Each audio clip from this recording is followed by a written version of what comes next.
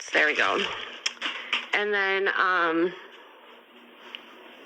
someone was asking about, so he gets shots each day. So this is where his, where all of his needles go when we're done giving him a shot. And then this is the injection that he gets each day.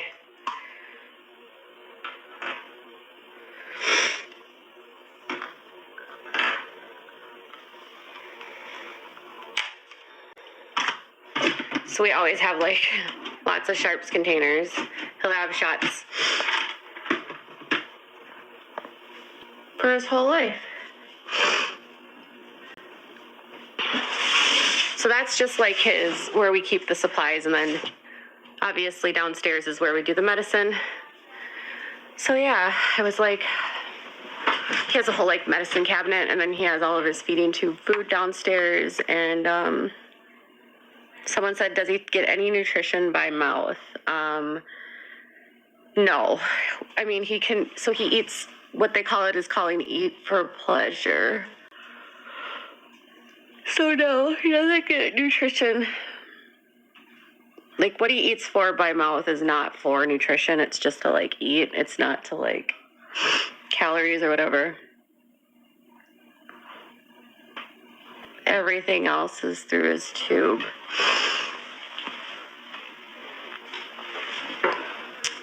And we've had it for such a long time. He gets formula through the feeding tube.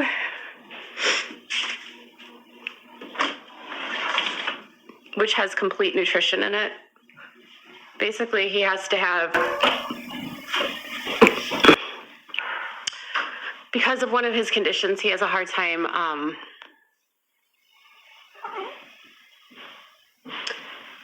the condition that he's got a couple conditions that cause him to not be able to eat. Oh, my hair is such a mess right now, you guys.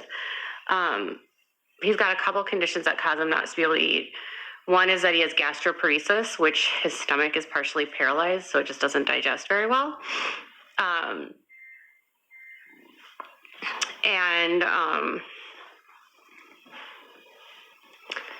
So when your stomach is partially paralyzed, it just doesn't empty as fast. And so when it doesn't empty as fast, then it causes issues, and then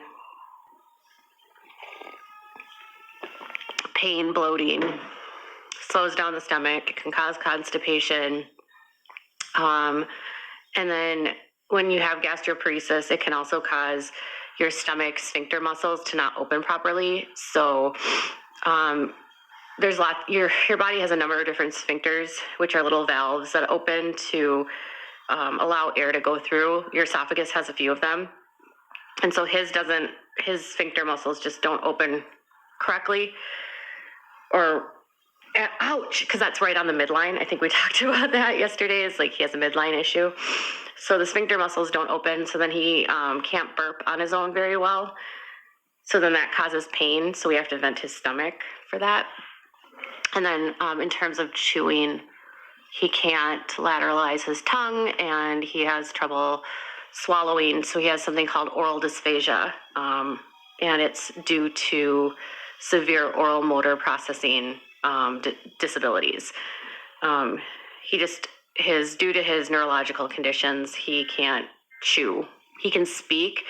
And this was always the weird thing, is like, okay, he can speak, but he can't chew. Like, how is that different? Well, the muscles are different. And Charlie's right here. So I'm about to get ready, but I was like, oh, I need to show people. I've never showed them that closet. And then downstairs we have all of his meds and his feeding tube stuff. It's a lot. You have a cat called Charlie too. So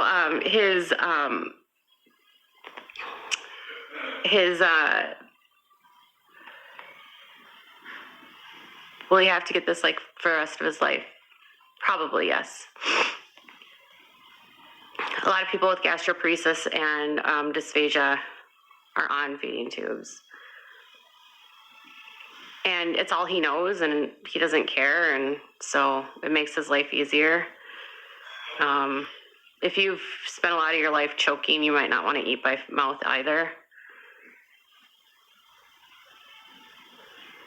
There is not a foundation for his specific illness because he doesn't have like an umbrella diagnosis, but there are different. The interesting thing about feeding tubes is that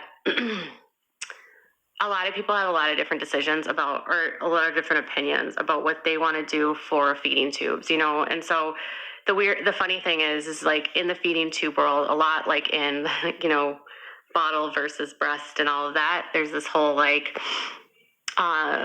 formula is bad thing. And that formula is bad thing sort of permeates everything. So formula is bad for, you know, that's what mom, you know, like some people are exclusively people that get very picky or, you know, that whole fight about breast versus bottle, it sort of ends up coming up to feeding tubes, food versus formula. And some people don't appreciate or think it's bad that you give your child a formula in their tube and that they need to have real food in their tube. And so they have to have blended food in their tube. And so some people believe that you should be making all of the food for your child, blending it up, and then feeding it to them. And unfortunately, some people that have feeding tubes, they can't digest the same kind of food. And the reason why they have a feeding tube is that they can't, the food that is in regular food is not broken down, or it's got ingredients that are hard to digest. And also, I look like a hot mess is what I do. I am a hot mess, but this is my life right now. I'd rather be a hot mess than anything else. But the funny thing about feeding tubes is that, or not funny thing. So the ironic part is that a lot of people will say, well, you have to give them food. But here's sort of like what I can tell you about gastroparesis for my son.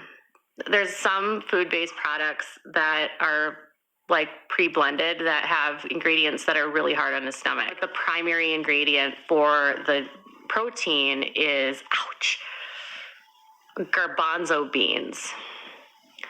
So if you have gastroparesis and you have a hard time with burping and gas, having your legume as the primary source of protein is, oh my goodness. Having a legume as the primary source of having the legume as a primary source of protein is not good for him because he gets really gassy and it's really hard on his stomach, and then he can't burp and it's just very painful. So you have to and then some of the other products that do similar things with blended food use juice, like orange juice as one of their ingredients. Well, if you know anything about gastroparesis, citric acid or any sort of citric anything is really hard on their stomachs, again, because of the gas and like the acidicness of it. So hold him up and show the people what he is. Calls him a triceratops. So this is gravity feeding into his tummy. It goes a little bit slower, quite a bit slower than the Peptamen, but it's also a lot thicker. And obviously it has a nice orange color. The color itself, I think it's because of the orange juice. You need to actually really wash your extensions really well, or else they'll have a stain on them. But the orange and the yellowish, that orangish yellow color does come out of the extension. Protein can be really hard for people with gastroparesis to digest. So with gastroparesis, because the stomach has slowed down so much, it's really, really, really hard for them to digest anything. So we've tried so many different options, but we finally found one that has partially digested pea protein. So it doesn't have the same sort of gassiness, and it's already broken down so that you don't have to, some of the gassiness actually comes from when the protein is breaking down. So if you give them something that's already partially broken down, they don't have to go through that gassy stage. So